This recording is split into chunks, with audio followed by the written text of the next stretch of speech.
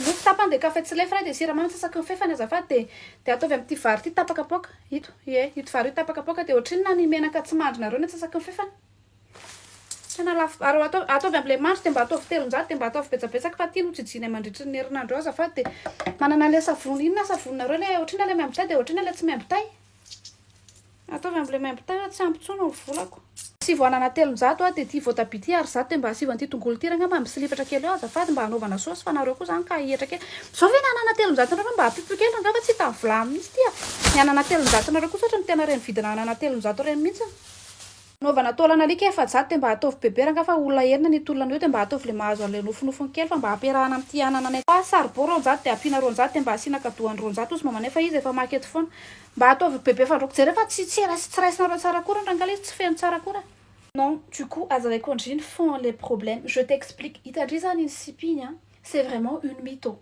C'est une vraie mytho. Je pèse mes mots, hein. Fatena tenenkonji, fatena mytho. Il s'agit d'un sonage à mal. Ah, on a les restes des douanements. Non, c'était pas au mal, c'était avant-hier. Il y a un sonage avant-hier. Ah, on a les restes des douanements. Mais oui, ma kakiana, 3 bouteilles d'huile là, toi huile colza, huile tournesol là, des huiles d'olive. J'aime pas trop faire, tu vois, les manos mayonnaise et huile d'olive, c'est pas trop top ça. Oui, prends un huile de colza. Et puis vous, bon là, tu l'as non varti qui rate cette histoire quoi. Enfin, puis vous 2 sacs de 50 kilos basmati au cas où mieux tu en faire un. Des itanchi hein, des tenena zawa. Moi je supporte pas, tu vois, je supporte pas les gens comme ça. Tenawe manger, kana ça m'amuse, ça me fatigue. Des aussi mais non aussi avec tuizatsika aussi les business, mais je peux pas travailler avec une fille comme ça.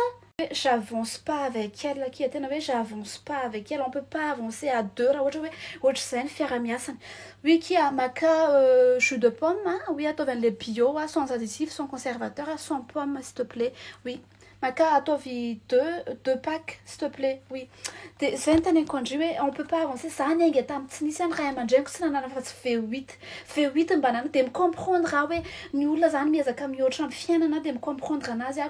Là, à ce point, je peux plus. Tu vois, hein, les gens qui ont 5 qui nous l'avaient. Tu